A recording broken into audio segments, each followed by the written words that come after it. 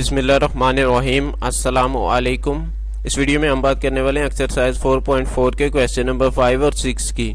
तो देखिए सबसे पहले जो आपके पास क्वेश्चन नंबर 5 आ रहा है, फाइंड नंबर साइड्स। आपने क्या करना है, आपने बताना है कि जो आपके पास या नीचे एंगल दिया गया है वो जो है ना कितनी साइड वाली जो पॉलीगॉन है उसका है, ठीक है ना, of regular polygon with given an exterior angle, और उसका एक्सटीरियर एंगल दिया गया, आपको इंटीरियर एंगल नहीं दिया गया।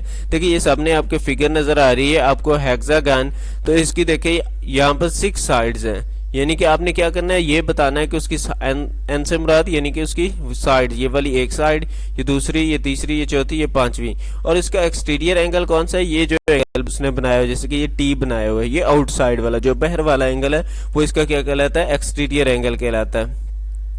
सबसे पहले आपके पास जो एंगल आ रहा है 32/8/11, होल में आपके पास 32 है। तो सबसे पहले देखते हैं कि एक्सटीरियर एंगल का फार्मूला आपके पास क्या आता है। तो एक्सटीरियर एंगल के लिए जो आप फार्मूला यूज करते हैं,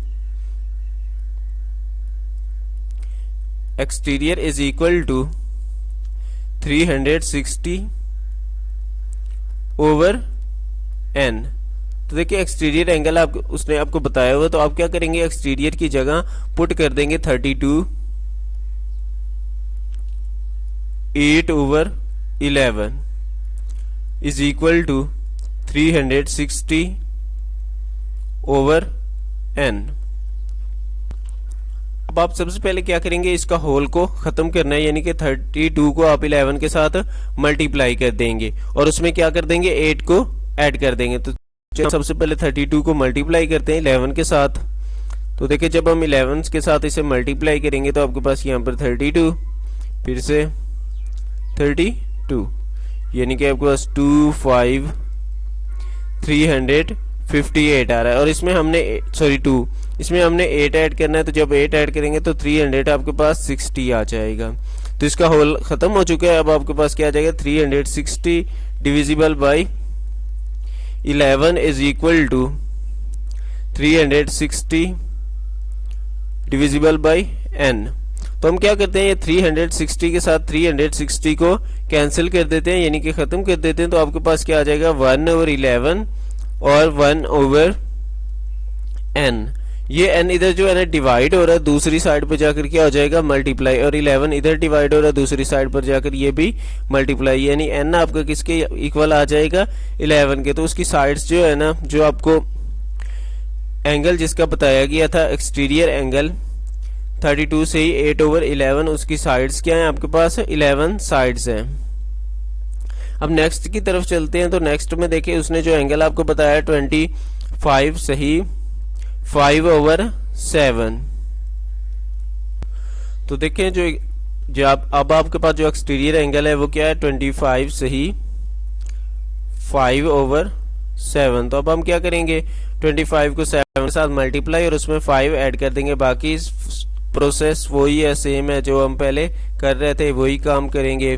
तो देखिए 25 को जब हम 7 के साथ मल्टीप्लाई करते हैं तो देखिए आपके पास 35 5 3 5 7 2 जार आपके पास 14, और 14 में 3 ऐड करेंगे तो आपके पास 17 आ जाएगा। इसमें 5 ऐड कर देंगे तो आपके पास देखिए 180 आ जाएगा। 180/7 is equal to 360 divisible by n। तो अब देखें यहाँ पर आप क्या करते हैं, इसे क्रॉस मल्टीप्लाई कर दें, यानी कि 7 को आप 360 के साथ और 18 को n के साथ, 180 को n के साथ और 7 को 360 के साथ मल्टीप्लाई कर देंगे हम। अब देखिए यहाँ पर 180 को अगर आप 2 के साथ मल्टीप्लाई करें तो आपके पास क्या आ जाएगा, 360। n is equal to 7 multiply 2, जो कि आपके पास किसके इक्वल आ जाएगा, आपका n 14, यानी कि जो आपके पास उसकी साइड्स होंगी वो क्या होंगी, 14। नेक्स्ट इसका होल भी खत्म करना नहीं है, आपने क्या करना, सिंपली जो है ना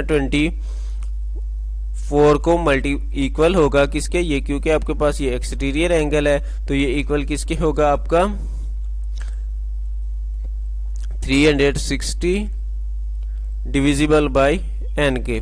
तो हम क्या करेंगे, इन दोनों को सबसे पहले 2 पे कैंसिल कर लेते हैं। 2 1 जार 2, 2 2 जार 4 आपके पास, और यहाँ पर देखिए 2 पर कैंसिल करने से 2 1 जार 2, 2 8 जार 16, और यहाँ पर 0, ये फिर 2 पे डिवाइड हो रहा है तो 2 6 जार आपके पास 12, और 2 9 जार आपके पास 18, ये फिर जो है ना 6 को हम 2 पे डिवाइड करते हैं तो यहाँ पर आपके पास 3 आ जाएगा, और यहाँ पर 45 डिवाइड करने से मैं इसे थोड़ा सा यहाँ पर नीचे लिख लेता हूँ 45 ओवर n। अब देखिए यहाँ पर हम 3 पर डिवाइड करेंगे, 3 1 जार 3, 3 1 जार 3, 3 5 जार 15, तो आपके पास 115 ओवर n आ जाएगा। अब ये n दूसरी साइड पे जाकर क्या आ जाएगा, 1 के साथ मल्टीप्लाई, और 1 के साथ मल्टीप्लाई होने से ये n ही रहेगा, तो उसकी जो साइड्स हैं वो आपके पास क्या होंगी 15। इसके बाद देखिए नेक्स्ट क्वेश्चन की बात करते हैं। तो नेक्स्ट क्वेश्चन में देखिए आपके पास वो क्या कह रहे हैं कि the figure A B C D E F, A B C D E और F is a regular hexagon. वो कहता है कि ये रेगुलर हेक्सागन है। रेगुलर का मतलब होता है कि इसके जो साइड्स हैं ना वो क्या, तमाम की तमाम साइड्स भी इक्वल होती हैं और एंगल भी क्या होते हैं, इक्वल होते हैं। Find the value of x and y, आपने क्या करना है, एक्स और वाई की वैल्यू को मालूम करना है। तो सबसे पहले देखते हैं कि इसके जो इंटीरियर एंगल्स हैं वो क्या क्या बनते हैं, क्योंकि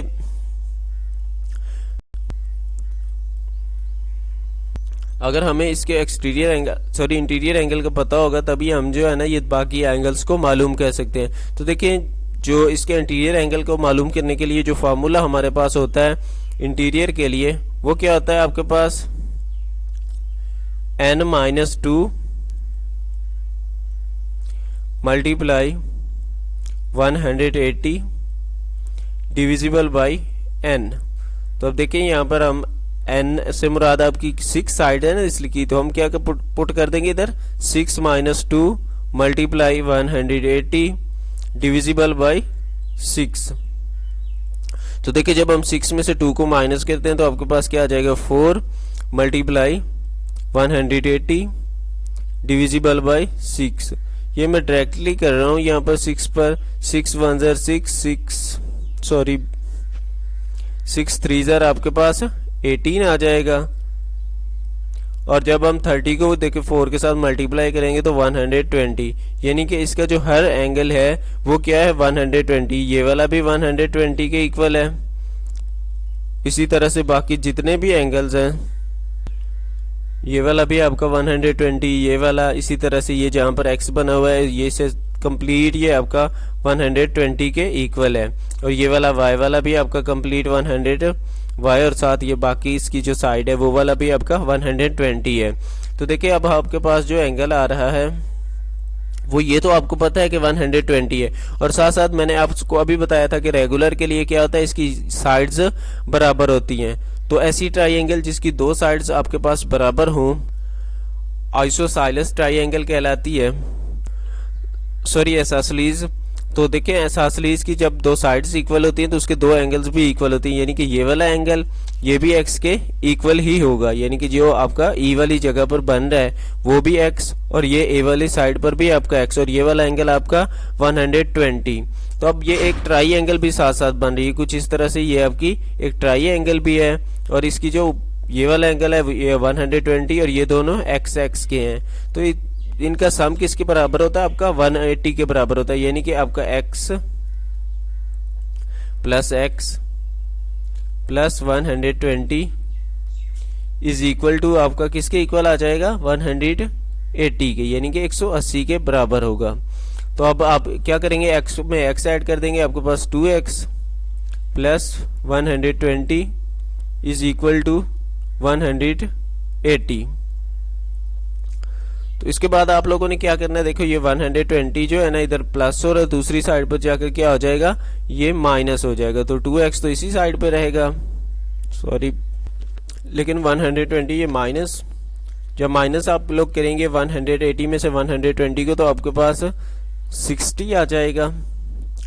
तो यहाँ पर आप 60 अब देखिए यहाँ पर आपके पास इस साइड पे क्या आ रहा था 2x, तो आपने क्या करना है दोनों साइड पे 2 पर डिवाइड कर देंगे। देखिए जहाँ यहाँ डिवाइड करेंगे तो आपका कैंसिल हो जाएगा और यहाँ डिवाइड करेंगे तो आपके पास क्या आ जाएगा 30 यानी कि 30। तो x जो होगा वो आपका किसके इक्वल होगा 30 के। तो हम x मालूम कर चुके हैं, अब हमने क्या करना है y को मालूम करना है।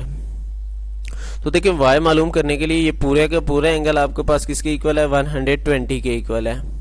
और साथ देखो तो इसका जो डायगोनल है ना, ये वाली लाइन जो इसे क्या कर रही है बाइसेक्ट कर रही है, दो पार्ट्स में डिवाइड कर रही है, वो क्या कहलाता है इसका डायगोनल कहलाता है। ये लाइन जो आपके पास हेक्सागन है उसे दो हिस्सों में तकसीम कर रही है। तो इसी तरह इसके जो ये वाले एंगल है 120 इसे भी क्या कर रही होगी दो हिस्सों में डिवाइड कर रही है। डायगोनल्स क्या करते हैं एंगल्स को डिवाइड करते हैं। ये आपका डायगोनल है, ये वाली लाइन जो नीचे आ रही है जिस पर डॉट्स लगे हुए हैं, और ये दो एंगल्स को भी क्या करेगी डिवाइड करेगी, यानी y और ये वाला एंगल दोनों आपस में क्या होंगे बराबर होंगे। यानी इसे भी आप क्या कह सकते हैं कि ये भी आपका एंगल y है, और इन दोनों y's का सम आपके पास किसके इक्वल है 120 के, यानी y प्लस y, दो y आ रहे हैं ना आपके, वो उनका सम किसके इक्वल है 120 के। तो हम इन्हें 2y कह सकते हैं इज इक्वल टू 120। तो देखिए यहाँ पर हम 2 पर डिवाइड कर देते हैं, इधर भी 2 पर डिवाइड करेंगे तो आपके पास क्या आ जाएगा 60। तो जो y है वो आपका क्या है 60 है। अभी इसका नेक्स्ट पार्ट देखते हैं, वो क्या कहता है कि identify two exterior angle in the polygon. तो देखिए एक्सटीरियर एंगल मैं ऑलरेडी आपको बता चुका हूँ।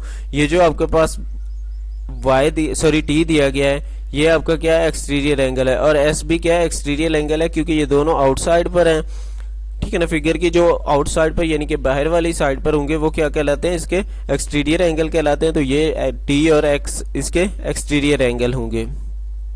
Find the value of s end of t, और t के दोनों की हमने वैल्यू भी बतानी है। तो अब देखो जो इसके एक्सटीरियर एंगल के लिए आपके पास फार्मूला होता है वो ये है कि आप लोगों ने उसके नंबर्स ऑफ साइड को 360 को नंबर ऑफ साइड पर डिवाइड कर देना होता है। तो देखिए इसकी साइड्स क्या हैं 6 हैं, और 360 पर हम डिवाइड कर देंगे तो हमें एक्सटीरियर एंगल मिल जाएगा। तो एक्सटीरियर एंगल के लिए आप क्या करेंगे 360 को इसकी नंबर ऑफ साइड्स पर डिवाइड कर देंगे। अब देखिए इसकी नंबर ऑफ साइड्स क्या हैं 6 हैं, तो आप इसे क्या करेंगे 6 पर डिवाइड कर देंगे। तो देखिए जैसे ही हम इसे डिवाइड करेंगे 6 1 6 6 6 आपके पास 36, यहाँ पर 0 60 आ जाएगा। तो एक्सटीरियर एंगल क्या होगा 60 के इक्वल।